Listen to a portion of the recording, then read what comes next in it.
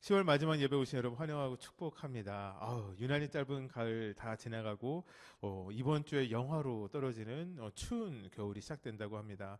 여러분 지난 한 주 잘 지내셨나요? 저는 사실, 지난 한 주 잘 지내지 못했습니다. 장염 걸려서 며칠을 고생했기 때문이죠.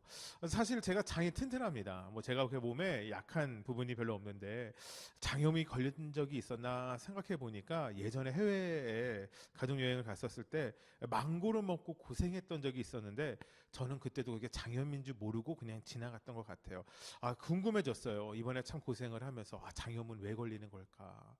제가 찾아봤더니요 이렇더라고요. 크게 두 가지 이유가 있는데 먼저는 잘못된 음식을 먹어서 이 균, 바이러스 이런 게 이제 내장에 들어가서 문제가 생기는 경우, 또 두 번째는 스트레스와 면역력 저하로 이 문제가 생기는 경우, 이렇게 두 가지 문제가 있다고 합니다.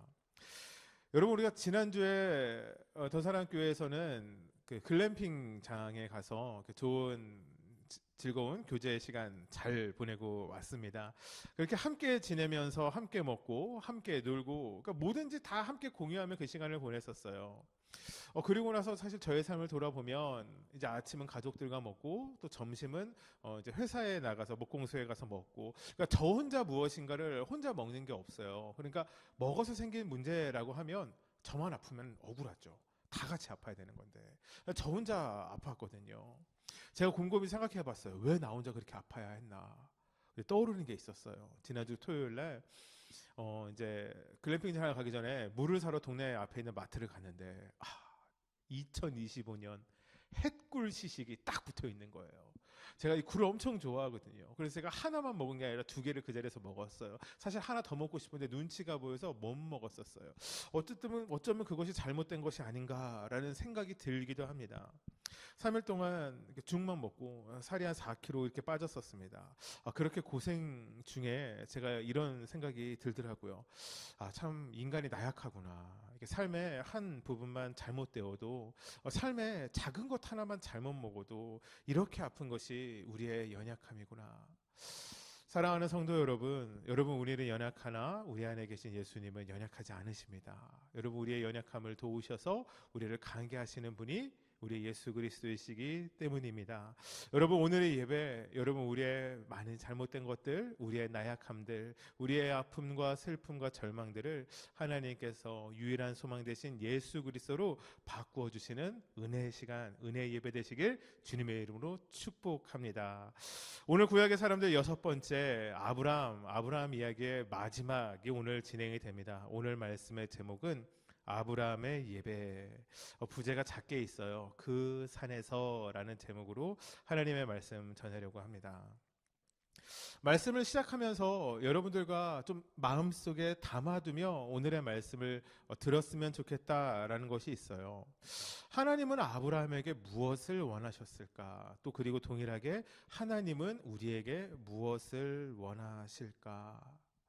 여러분 우리가 인생을 살아가다 보면 여러분 우리가 하나님 안에서 은혜롭게 살아가다 보면 사실은 무엇을 해야 하는 것이 맞는지를 찾는 것은 참 어렵지만 무엇인가를 하고 나섰을 때 이런 생각이 들 때는 많습니다. 하나님이 나에게 이걸 원하셨구나. 하나님이 이것을 위하여 나를 준비시키셨구나. 여러분 아브라함의 삶은 어땠을까요? 아브라함은 믿음의 조상이 될 만한 자격이 있었을까요? 여러분 아브라함은 하나님 앞에서 완전한 사람이었을까요? 아브라함은 어떤 인생을 살았을까요?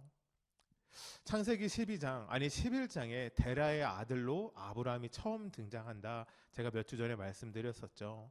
그렇게 등장한 아브라함이 12장부터 본격적으로 하나님과의 관계가 시작되어집니다. 아브라함의 소명장. 참 제가 좋아하는 말씀인데요. 창세기 12장 1절을 제가 읽겠습니다. 여호와께서 아브라함에게 이르시되 너는 너의 고향과 친척과 아버지의 집을 떠나 내가 내게 보여줄 땅으로 가라. 여러분 이 부르심이 무슨 뜻인지 혹시 자세히 묵상해 보신 적 있으신가요? 그러니까 묵상한다라는 건 깊게 생각해 본 적이 있으시냐라는 이야기입니다. 제가 이 말씀을 참 오랜 시간 붙들었습니다. 어릴 때부터 좋아했던 말씀이었거든요. 근데 제가 내린 결론은 이것입니다. 하나님의 부르심, 가지고 있는 것 모든 것을 포기하라. 이것이 먼저이구나라는 생각이 들었습니다. 하나님이 아브라함에게 말씀하시는 것이 매우 명확하죠. 익숙하고 정든 고향을 떠나라는 것입니다. 나에게 유익이 되는 친구들과 가족들도 떠나라는 것입니다.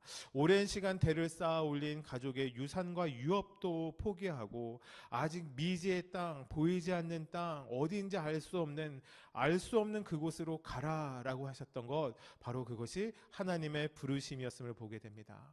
여러분 너무 어렵지 않으세요? 여러분 너무 어렵지 않으세요? 여러분 우리는요, 아니 인간은요, 손에 쥐는 거 참 좋아하는 것 같아요. 그러니까 가지고 있는 것을 참 중요한 것 같아요. 제가 몇 년 전에 보았던 뉴스인데요, 한 회사에서 이 월급 날에 입금이 잘못되었대요. 이게 뭐 정확한 금액은 모르겠어요. 뭐 300만 원이 입금이 돼야 되는데 공이 하나가 더 찍혀서 입금이 된 거예요. 여러분 이거 진짜 이제 뉴스에 있었던 거예요. 3천만 원이 입금이 된 거예요. 여러분 어떠세요? 좋죠? 좋으시잖아요.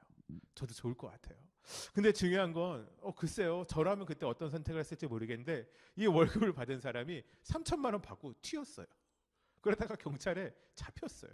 그래서 나머지 돈 다 물어내고 회사도 잘렸다라는 뭐 그런 뉴스를 제가 보았던 기억이 있습니다. 여러분 공 하나 찍히는 것도, 아니 공 2개 찍힌다면, 아니 공이 10개가 찍힌다면 여러분 우리가 좋지 않을까요? 그것을 마주할 사람이 있을까요? 여러분 우리 편안함 참 좋아합니다. 그렇죠? 제가 지난주에 글램핑장에 갔는데 사실은 뭐 여러 가지 이슈가 있었는데 원래 예약했던 글램핑장은 진짜 좋았었어요. 비슷한 가격이었는데 연천에 있는 장소였는데 장누리 형제, 무슨 형제 글램핑장이었는데 거긴 침대도 있고 냉장고도 있고 그 캠프 그 텐트에 방이 붙어 있는데 개인 화장실도 있고 뭐 완벽했었어요. 너무 좋았는데 거기가 사실은 이제 뚜뚜가 너무 크다고 그래가지고 예약을 했다가 취소가 됐거든요. 우리가 지난주 갔던 곳 여러분 기억나세요? 바닥에 이불이 없어요. 매트가 없어요. 야, 그 딱딱한 바닥에서 자는데 너무 힘들더라고. 제 밤에 거의 잠 못 자고 그때 지난주 토요일에 그렇게 보냈는데 이 생각 하나 들었어요. 침대였으면 좋겠다. 이 바닥이 맨바닥이 아니라. 여러분 성경에도 이런 말씀이 있어요. 서 있는 것보다 앉아 있는 것, 앉아 있는 것보다 눕길 원한다. 여러분 이것이 우리입니다. 여러분 우리가 편안함 너무 좋아합니다. 여러분 우리는 확실한 거 정말 좋아해요. 여러분 혹시 사람들이 오래된 직업 중에 하나가 점성술사인 거 혹시 아시나요? 왜 그거 있잖아요. 이렇게 해, 달, 별, 하늘 뭐 이런 거 보면서 내일은 어떻다, 내일 모레는 어떻다 이런 거 알려주는 점성술사예요. 점성술사가 가장 오래된 직업 중에 하나라고 합니다. 왜일까요? 내일을 알 수 없어서 두려워하는 인간에게 내일을 거짓이라도 알려주는 사람이 있다라는 그 확실함이 여러분 우리에게 그 안정감이 되어지기 때문입니다. 여러분 그런데 하나님이 말씀하십니다. 사랑하는 성도 여러분 잘 들으시기 바랍니다. 하나님이 이 모든 것 포기하라 이야기하십니다. 여러분 잡고 있는 것 내려놓으라 이야기하십니다. 여러분 이런 생각까지 들더라고요. 하나님은 내가 편한 게 싫으신가? 내가 좋고 내가 안정된 삶을 살아가는 것 이거를 원하시는 것이 아닌 것인가? 왜 아무것도 가지지 말라고 이야기하실까? 왜 하나님은 우리에게 어려운 일을 요구하시나? 여러분 이런 생각 해보셨어요? 사랑하는 아이가 있는 아버지가 있었는데요. 아이가 막 울어요. 이유는 하나예요. 사탕이 먹고 싶어서예요. 그 부모에게 사탕이 있어요. 근데 그 사탕을 부모가 주지 않는 거예요. 야속하다라고 생각하실 수 있죠. 근데 그 시간이 중요해요. 잠자기 직전이에요. 밤 10시. 이미 아이가 잠에 들었어야 되는데 아이가 사탕을 달라고 막 떼를 쓰는데 그 부모가 그 시간에 아이를 사랑한다고 해서 그래 사랑하는 자녀야 이 사탕 먹고 이빨이 썩든지 말든지 잘 자라 라고 이야기하는 부모는 존재하지 않는다라는 것이죠. 여러분 하나님의 생각과 우리의 생각이 때로는 다릅니다. 아무리 생각해도 우리의 생각에 이것이 필요하고 이것을 누려야 할 것 같은데 하나님은 선하신 분이어서 좋으신 분이어서 우리를 우리보다 더 잘하시는 분이어서 하나님이 우리가 가야 하는 그 길을 예정하시고 이끌어 가시는 분이시기 때문에 때로는 우리에게 그렇게 아무것도 가지지 말라는 것처럼 보이는 것이 있지 않을까. 저는 그리스도인의 삶의 방식이 있다고 생각하는데요. 삶에서 문제를 찾고 삶에서 답을 찾는 것이 아니라 삶에서 문제를 찾았을 때 말씀 안에서, 하나님의 말씀 안에서 답을 찾는 것, 여러분, 저는 이것이 그리스도인의 사는 방식이라고 생각합니다. 여러분, 이 질문에 대한 모든 정답이 오늘 말씀 창세기 12장 1절과 멀지 않은 곳에 그 답이 적혀져 있어요. 창세기 12장 2절 말씀 같이 읽어볼까요? 내가 너로 큰 민족을 이루고 내게 복을 주어 내 이름을 창대하게 하리니 너는 복이 될지라. 여러분, 놀랍지 않으신가요? 여러분, 이것이 하나님의 부르심의 원함이었습니다. 하나님의 부르심은 그 목적엔 분명하고 흔들림이 없는 것을 보게 됩니다. 매우 선명합니다. 하나님이 아브라함에게 원하셨던 것이 있어요.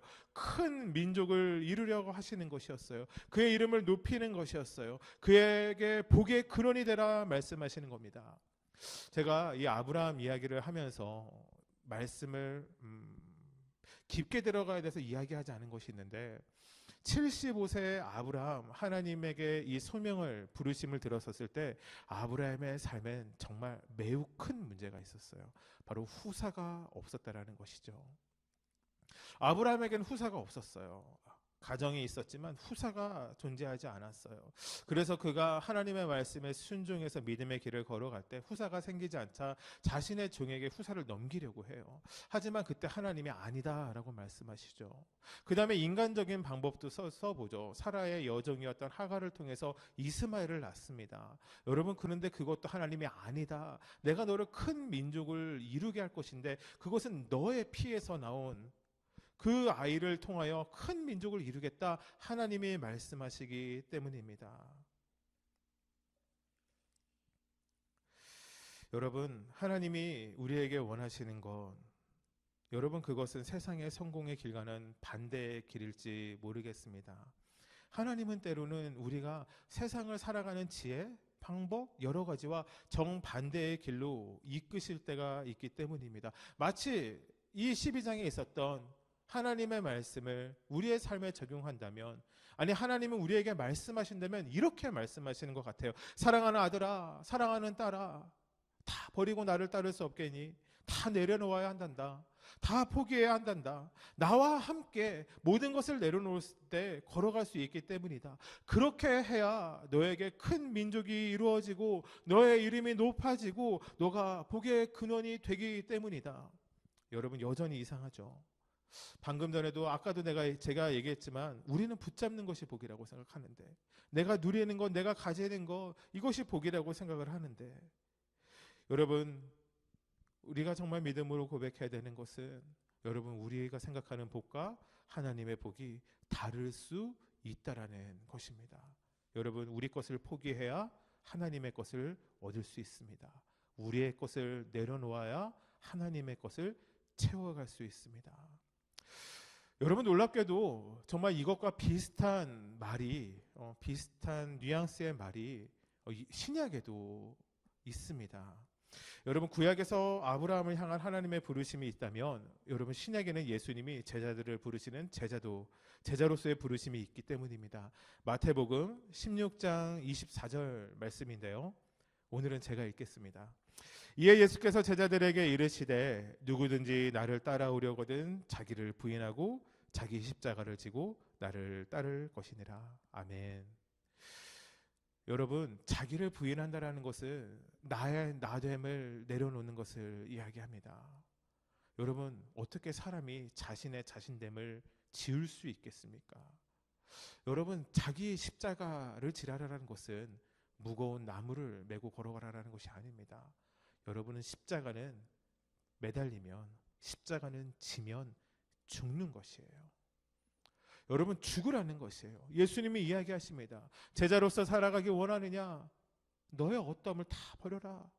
그것뿐만 아니라 날마다 죽을 수 있게 십자가를 져라. 그리고 나를 따라와야 한다라고 이야기하고 있습니다. 여러분, 오늘 참 인생의 귀한 진리를 나누려고 합니다.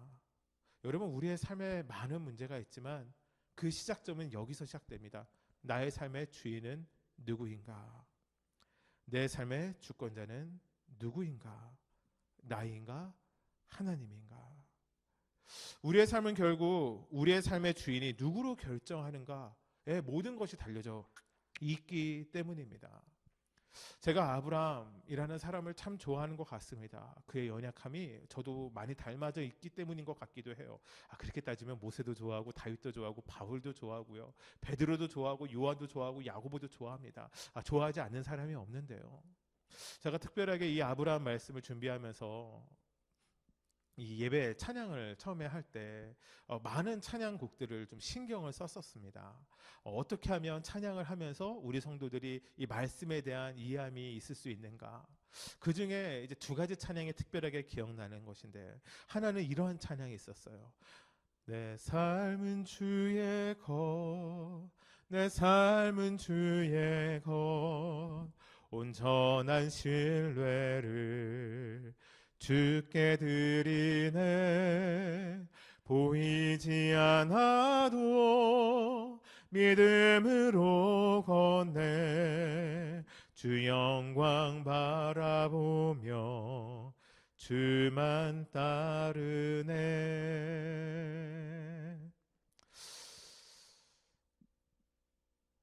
여러분, 우리의 삶에 많은 문제가 있지만 저는 그 많은 문제를 여러 가지의 답으로 풀어가는 것은 세상의 방법, 그리고 그리스도인에겐 틀린 방법이라고 생각합니다. 여러분, 우리의 삶의 문제를 해결하는 방법, 여러분 이 고백이 우리의 삶에서 진짜 시작될 때인 것 같아요.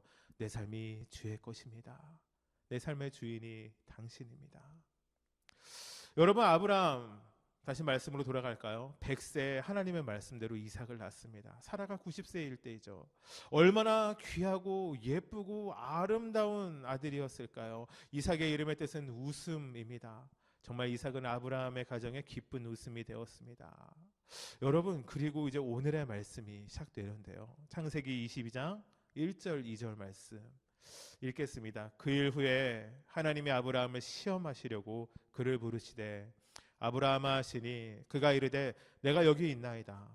여호와께서 이르시되 내 아들 내 사랑하는 독자 이삭을 데리고 모리아 땅으로 가서 내가 내게 일러준 한 산 거기서 그를 번제로 드리라. 여러분, 말씀을 우리가 볼 때 특별하게 어떠한 시점이 있다면, 우리가 잘 이해되지 않는 것들이 있다면 성경 안에서 힌트를 찾아야 됩니다. 여러분, 오늘 말씀에 이렇게 시작되죠. 그 일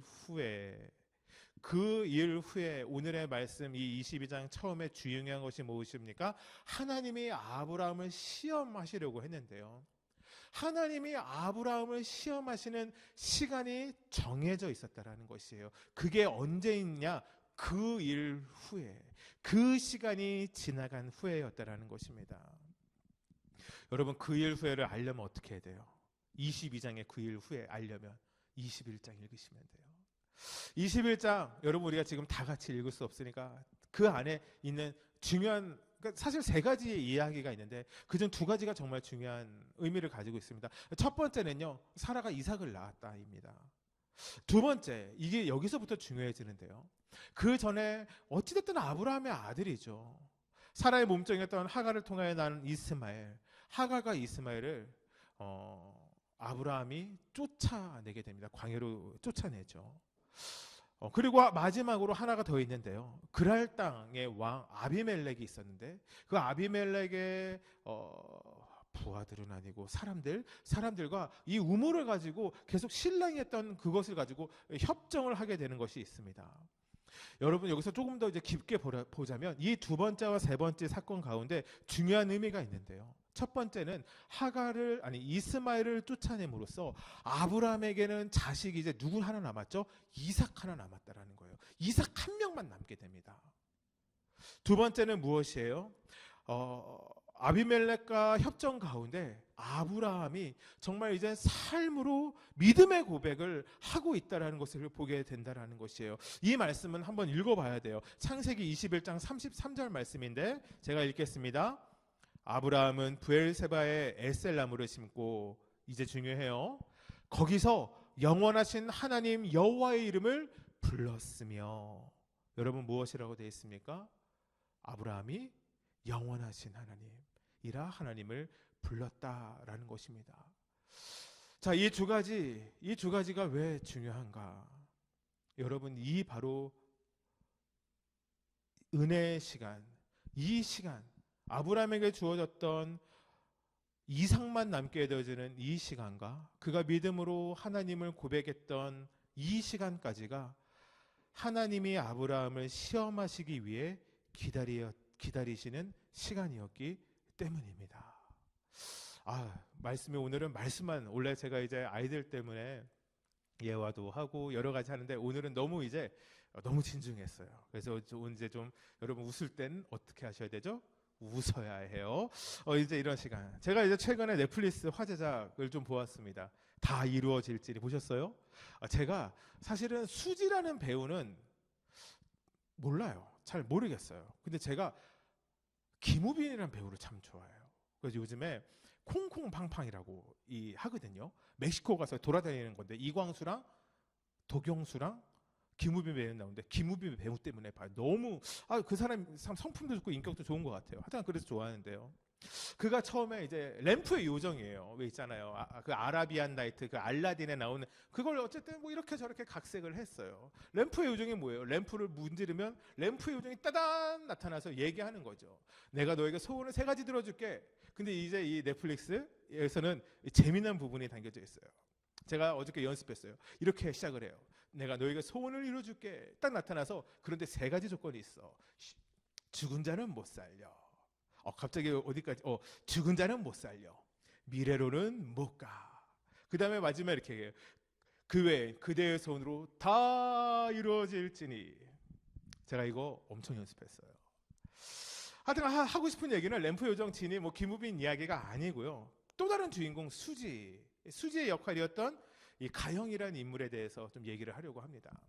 여러분 사이코패스 설정이 그래요. 사이코패스로 태어난 사람 여성입니다. 반사회적 인격 장애죠. 그래서 너무 무서워요. 무서운 게 어릴 때부터 무서워요.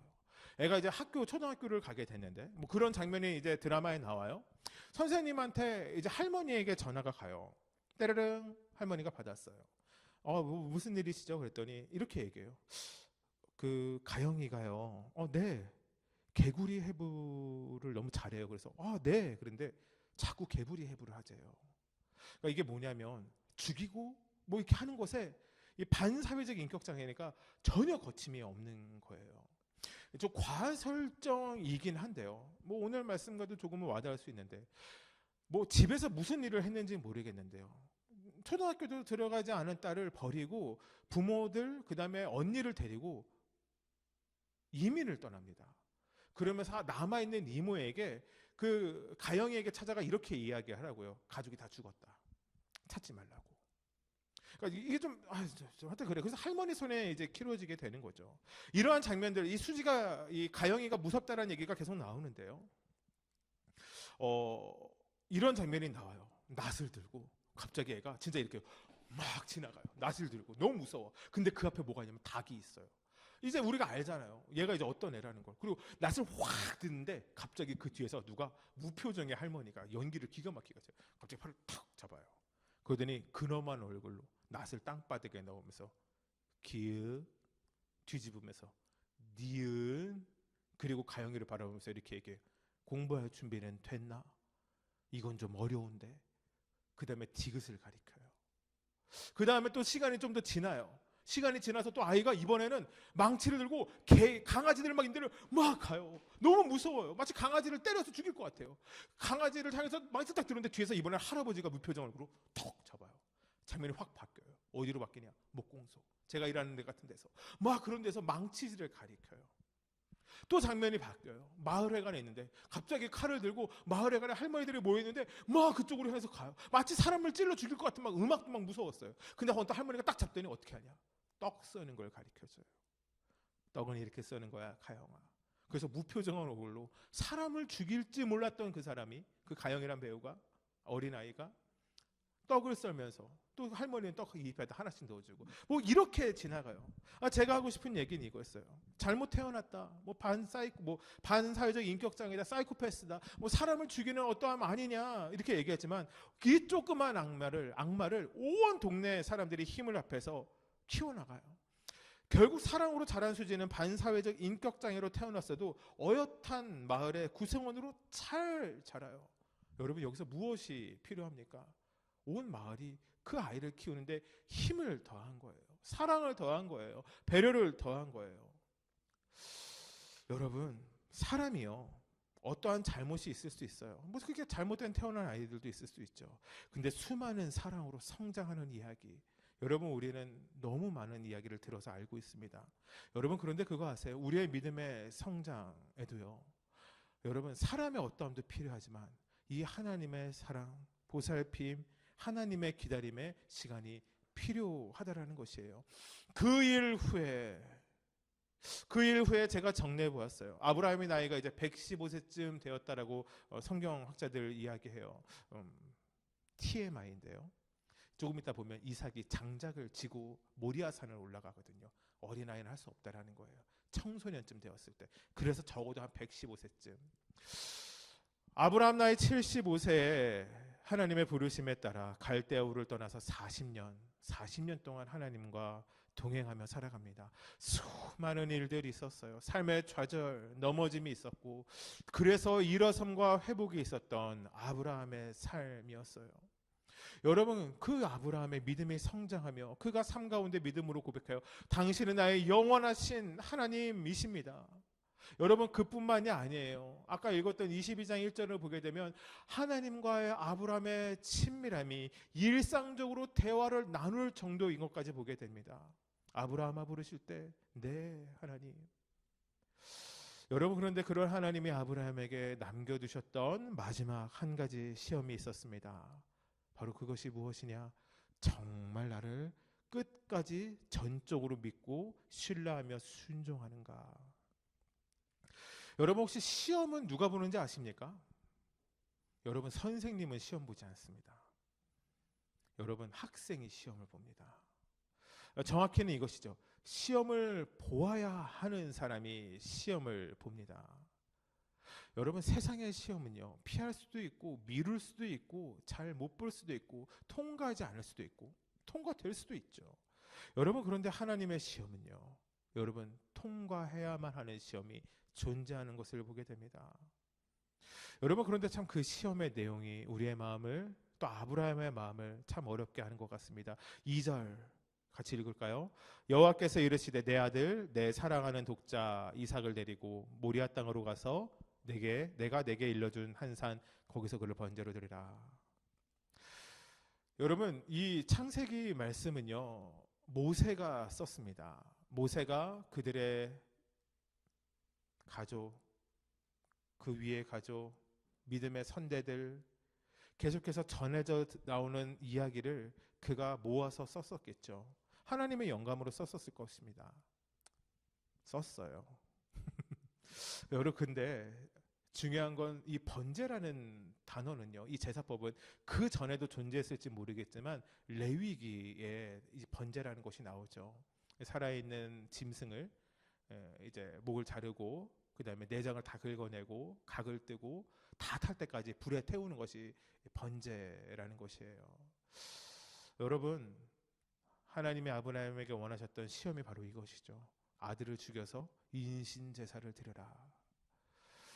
여러분, 당시 고대 중동에는요, 인신 제사를 드리는 것이 뭐 자주 있었던 일이라고 합니다. 어쩌면 아브라함도 보았고 들었고 알았을 수 있습니다. 문제는 이것이죠. 어떻게 나의 하나님이 나에게 그런 이야기를 할 수 있을까에 대한 문제입니다. 여러분, 우리는 하나님에 대해서 이렇게 이야기합니다. 사랑의 하나님, 공의의 하나님.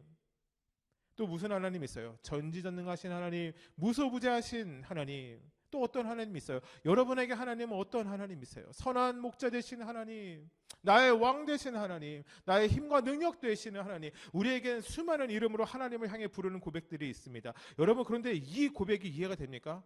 인신제사를 드리게 하시는 하나님, 사람을 죽여 예배하라고 말씀하시는 하나님. 여러분에게 묻습니다. 여러분의 인생의 마지막에, 인생의 언젠가의 시점에 이런 시험이 존재한다면, 사람을 죽여서 예배를 드려야 너의 믿음이 완성되어진다라고 한다면 여러분은 그 믿음을 지켜나가실 수 있겠습니까? 저는 모르겠습니다. 아니, 모르겠는 게 아니라 그렇게 하지 않을 것 같습니다. 제가 믿음이, 제가 성령이, 제가 정말 은혜가 충만할 때면 순교하겠습니다라는 고백을 할 수 있을지 몰라요. 그렇다고 해서 막 순교지로 걸어 들어가는 건 아닌데 어쩌다 보면 순교할 수 있는 상황이 되면 하나님 저에게 능력 주시면 저는 다른 사람들 살려주십시오. 제가 순교하겠습니다. 저에게는 이 마음이 제가 믿음으로 고백하지만 있을 수 있다라고 생각해요. 여러분 그런데 아무리 믿음이 아무리 은혜가 아무리 성령이 충만해도 저는 이 말씀이 무엇인지 모르겠어요. 하나님을 이해할 수 없다라는 얘기입니다. 물론 지금의 상황과 그때의 상황이 다르다라고 얘기해도요. 사랑하는 성도 여러분, 여러분에게 하나님은 어떤 분이십니까? 여러분 사실 우리는 현재를 살아갑니다. 여러분 우리에겐 과거도 없고 미래도 없죠. 그냥 지나가는 일만 있을 뿐이니까요. 여러분 그래서 참 눈을 뜨고 바라보는 세상이 너무나도 중요하죠. 이 상황에 이 감정이 너무나도 중요한 것이 우리예요. 여러분 우리는 눈에 보이는 순간이 소중합니다. 여러분 우리의 눈에 보이는 매우 소중한 것과 하나님이 눈에 보이지 않을 때 여러분 그분을 우리가 신뢰할 수 있는가? 여러분 어쩌면 이것이 정말 믿음의 시험이지 않을까요? 제가 아까 불렀던 찬양 중에 이런 가사가 있죠. 보이지 않아도. 한 번 더 불러야 될 것 같아요. 이 찬양 너무 좋아요. 내 삶은 주의 것, 내 삶은 주의 것. 여러분 아브라함이라고 생각하시고 여러분의 삶의 문제를 담고 한번 이 다음에 가사를 한번 들어보세요. 온전한 신뢰를 주께 드리네. 저는 여기가 지금 아브라함의 단계라고 생각해요. 지금 상황이 말이 안 되는 거예요. 근데 아브라함이 결단하는 것이 있어요. 온전한 신뢰를 주께 드리자. 이 다음 찬양은 조금 뒤에 또 부르겠습니다. 하나님이 아브라함에게 분명히 이야기하시죠. 너의 하나뿐인 아들 이삭, 너가 사랑하는 그 아들을 나에게 바쳐라. 참 이상한 것은 아브라함이 그것에 대해서 하나님이 부르셨을 때 네 하나님이라고 이야기했던 아브라함이 대답하지 않는다라는 것이에요. 여러분 아브라함의 마음은 어땠을까요? 하나님의 음성이 하나님과 아브라함의 이 대화가 그들이 살고 있던 집을 떠나기 전날 아침인지 점심인지 저녁인지 알 길이 없지만 그렇게 그날 하루가 지나갑니다. 그 다음 말씀 3절 말씀이죠. 아브라함이 아침에 일찍 일어나 나귀의 안장을 지우고 두 종과 그의 아들 이삭을 데리고 번제에 쓸 나무를 쪼개어 가지고 떠나 하나님이 자기에게 일러주신 곳으로 가더니, 어떤 신학자 또 많은 어떤 목사님들은 아브라함의 지금 이 상황에 대한 믿음을 이렇게 이야기하시는 분들이 있습니다. 이미 히브리서 로마서에도 들어있듯이 아브라함에게는 부활 신앙이 있었다. 하나님이 이삭을 통해서 큰 민족을 이루실 거라는 믿음의 담대함이 있어서 아브라함이 그러니까 이삭을 죽이라라고 하는 말씀에 조금의 거리낌도 없었다라고 이야기하더라고요. 저는 근데 사실은 거기에 동의하는 것이 정말 어려운 것 같습니다. 여러분 믿음이 좋고 믿음이 훌륭하고 신앙이 깊으면요, 자기 자식을 죽이라는 하나님의 말씀에 네 할 수 있을까요? 여러분 그것이 가능하다라고 생각하세요? 저는 참 쉽지 않은 것 같아요. 전 동의하기가 너무 어렵습니다. 제가 말씀을 준비하다가 20년도 이제 훨씬 더 지났죠. 23년 전 군대 가기 전날이 생각났어요. 군대 가기 전날 제가 5월 16일에 군대 갔거든요. 제가 뭐 이런 날짜 이런 거 다 까먹는데요. 5월 16일 잊혀지지도 않아요. 5월 16일 논산훈련소. 그러면 5월 16일 전날 언제? 5월 15일이었겠죠. 제가 그때 12시가 다 돼서 집에 들어갔어요. 친구들 만나고 막 이렇게 저렇게 해서 만나고 막 그랬었어요. 그리고 나서 이제 집에 들어갔어요. 어머니가 안 자고 있으셨나 그랬던 것 같아요. 어머니 저 잘게 하고 침대에 누웠어요. 여러분 제가 그날 밤 잤을까요? 못 잤을까요? 못 잤어요. 참 재밌죠. 모든 남자들 다 군대 가는데 저는 그게 그렇게 두렵고 떨리더라고요. 어떻게 될지 모르겠었어요. 그래서 잠을 꼬박 새고 아침에 논산 훈련소로 떠났던 것이 기억나요. 여러분 군대 가는 것만으로도 잠이 안 오는 것이 저의 모습이고, 여러분 우리의 삶에도 작은 문제 하나가 잠을 이루지 못하게 하는 것이 있는데, 여러분 아브라함이 하나님께서 자식을 죽여라라는 말씀에 네 하고 그가 잠을 잘 자고 아침에 일찍 일어났다라고 한다면 저는 아브라함이 사이코패스라고 생각합니다. 더 중요한 것은 이것이죠. 성경에 아침에 일찍 일어나라고 되어 있어요. 저는 사실 이 말씀이 이렇게 느껴집니다. 보이지 않는, 그래서 막 거룩한 상상력을 동원하면 이렇게 되는 거예요. 아브라함이 밤새도록 하나님에게 말도 못하고 사라에게도 말도 못하고 끙끙끙끙 그리고 그렇게 앓고 있다가 이리 구르고 저리 구르고 어떻게 하라는 것인가 이렇게 하고 있다가 시간이 밤이 다 지나간 거예요. 아마 그들은 유목민족 생활을 했었으니까 텐트에서 지나가고 있었겠죠. 동이 트기 시작해요. 날이 밝아오기 시작해요. 그러니 그 아침이 일찍인 그 시간 일어나서 나귀의 안장을 지우고 종들을 깨우고 아들을 깨워서 그 번제에 쓸 나무를 쪼개기까지 해서 그 모든 것을 준비해서 떠났다는 겁니다. 여러분, 이것은 믿음이 있는 행동이 아니라 어쩌면 가슴 아픈 아버지의 행동이 아니었을까, 저는 이렇게 생각을 하기도 해요. 지도예요. 여러분 지도 한번 보시겠어요?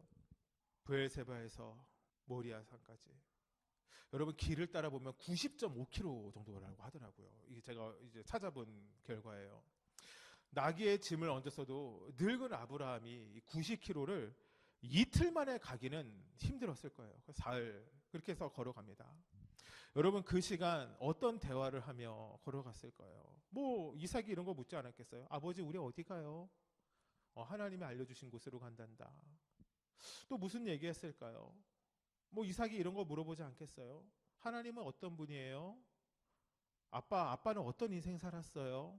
뭐 이런 얘기 했겠죠. 이삭, 아버지 제가 최근에 새로운 친구 사귀었는데 그 친구가 참 재밌어요. 아버지 제가 최근에 재미난 놀이기구를 하나 찾았는데 참 재밌었어요. 제가 얼마 전에 양을 치는데 이런 일이 있었어요. 아마 그런 소소한 삶의 이야기를 하면서 그 3일의 시간을 걸어갔을 거예요. 모리아산, 하나님이 말씀하신 그곳에 도착합니다. 아브라함이 함께 온 종들에게 이야기합니다. 5절 말씀. 이에 아브라함이 종들에게 이르되 너희는 나귀와 함께 여기서 기다리라. 내가 아이와 함께 저기 가서 예배하고 우리가 너희에게로 돌아오리라 하고. 여러분 지금 이 아브라함이 이곳에 어떻게 왔을까요? 사랑하는 아들이 죽는다는 슬픔과 자신의 믿음으로, 자신의 어떠함으로도 하나님을 자신의 그 믿음으로 나의 하나님을 고백하지만 이런 시험, 이해할 수 없는 시험을 주신 하나님을 향한 원망의 마음으로, 또 이런 마음이 있었겠죠. 이 문제를 해결할 수 없는 정말 무능력한 아버지로서의 자책함으로 그 3일의 시간이 지나왔습니다. 여러분 지금 아브라함이 무엇하러 이곳에 왔나요? 번제 드리기 위함이에요. 아들 죽여가지고 그냥 아무것도 남지 않게 태우기 위함이었어요. 그것을 이삭에게 해야 돼요. 여러분 그런데 놀라운 것이 무엇인지 아십니까? 이때 아브라함의 믿음의 고백입니다.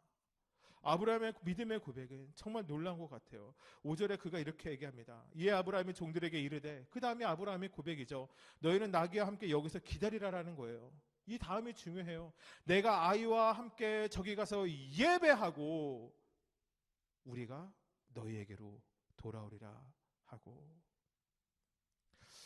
여러분 아브라함은 모리아산에 왜 갔는지 아세요? 자식을 죽이기 위한 시간이 아니었습니다. 여러분 그가 그 시간을 겪으면서 그에게 다시 한번 믿음의 시험을 통과하며 다시 한번 그의 믿음이 성장하게 됩니다. 여러분 그가 이곳에 왜 왔다라고 얘기합니까? 예배를 드리기 위해 왔다라고 이야기합니다. 오늘의 말씀의 제목 무엇이었죠? 아브라함의 예배. 여러분 아브라함의 예배는 무엇이었습니까? 또 우리에게 예배는 무엇입니까?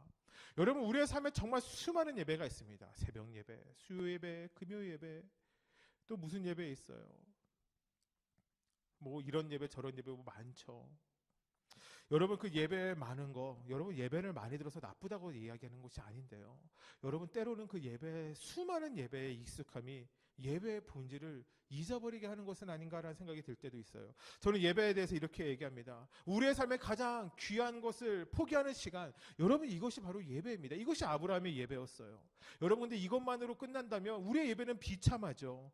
여러분 우리의 삶에 가장 귀한 것을 포기하는 시간, 그래서 우리의 삶에 가장 귀한 것을 얻게 되는 시간, 전 이것이 예배라고 생각합니다. 수많은 이야기, 아브라함 이야기로 오늘 밤을 셀 수 있지만 이제 말씀을 마무리하려고 합니다. 아브라함이 이삭을 결박하여 죽이려고 합니다. 여러분 그가 칼을 높이 들었었을 때 하나님이 아브라함에게 이야기하십니다. 그 아이에게 내 손을 대지 마라. 그에게 아무 일도 하지 마라. 내가 내 아들 내 독자까지도 내게 아끼지 않아야 하나니 내가 이제야 내가 하나님을 경외하는 줄을 아노라. 말씀 마무리할까요? 여러분, 우린 이런 이야기 종종 듣습니다. 구약은 오실 예수님에 대한 책, 신약은 오신 예수님에 대한 책. 구약의 많은 이야기들이 오실 예수님에 대한 예표. 여러분, 이 모리아산, 오늘 말씀의 제목 그 산에서, 여러분 그 산 모리아산은 혹시 어딘지 아세요? 아시는 분도 있을 텐데, 여러분 지도를 보시면요, 바로 그 옆에 모리아산 빨간 점 되어 있는 그곳 옆에 한 우리에게 익숙한 지명이 나옵니다. 바로 예루살렘입니다. 여러분, 예루살렘에 무엇이 있죠? 바로 성전이 있죠. 여러분, 그래서 역대하 3장 1절을 보게 되면 이런 말씀이 있어요. 솔로몬이 예루살렘 모리아산에서 여호와의 전 건축하기를 시작하니, 그 산에서 아브라함의 예배는 무엇이었나? 여러분, 참 놀라운 모습을 보게 됩니다. 동일한 모습이, 동일한 일이, 동일한 사건이 반복되어지는 것을 보게 돼요. 예수님이 나시기 이전에 아브라함 때 일어난 사건이지만 예수님의 십자가의 사건이 이미 이때 일어났던 것을 보게 됩니다. 예루살렘에서 십자가를 지셨던 예수님, 모리아산에서 수풀에 걸린 양으로 이삭을 대신하여 제사를 드린 아브라함. 여러분, 바로 이것이 하나님의 사랑이었던 것을 보게 됩니다. 여러분, 사실 오늘의 말씀, 우리가 예배로 시작했으나 여러분, 결론은 무엇으로 끝나냐? 하나님의 사랑으로 끝나게 됩니다. 아까 제가 이야기했죠. 여러분, 우리에게 예배가 무엇이에요? 가장 귀한 것을 포기하는 시간인데, 그때 어떤 일이 일어난다고요? 가장 귀한 것을 얻게 되어지는 시간이라고요. 아까 그 찬양 뒷부분을 조금 더 불러야 될 것 같아요. 야, 오늘은 참 이 찬양 많이 부르네요. 내 삶은 주의 것, 내 삶은 주의 것, 온전한 신뢰를 주께 드리네. 이때까지가 아브라함이 믿음으로 칼을 들었을 때라고 하면, 그 이후에 일어나는 일들이 바로 이 찬양의 고백인 것 같아요. 보이지 않아도 믿음으로 걷네, 주 영광 바라보며 주만 따르네. 아브라함의 이삭을 죽이려고 했을 때 하나님이 멈춰라 라고 이야기했었을 때 아브라함의 눈에 보이는 것이 수풀에 걸려있던 양입니다. 아브라함의 예배, 이삭과 함께 완성시켜야 되는 예배를 위해서 필요했던 제물, 그 양이 그곳에 준비되어 있었던 것이에요. 여러분, 놀랍지 않으세요? 여러분, 양이 산에 사는데 수풀에 걸리다니요. 여러분, 그 양이 언제 걸려 있었을까요? 하나님이 이미 이전에 이 양을 준비하셨던 것이에요. 여호와 이레, 하나님의 산에서 준비되리라 하더라. 하나님의 산에서 준비되리라 하더라. 사랑하는 성도 여러분, 우리의 삶에 채워지지 않고 풀어낼 수 없고 해결할 수 없는 많은 문제가 있습니다. 마치 그것이 어쩌면 하나님의 시험인지 않을까? 여러분, 오늘 이런 생각이 들기도 합니다. 여러분, 그래서 우리가 정말 이 시간 기도할 때 이렇게 고백했으면 좋겠어요. 여호와 이레, 그 산에서 준비하신 하나님의 사랑. 여러분, 우리 시간 이 찬양까지 부르고 오늘 같이 기도했으면 좋겠는데요. 또 제가 이 말씀 시작하면서 준비했던 찬양이죠. 지금까지 에베네셀, 여기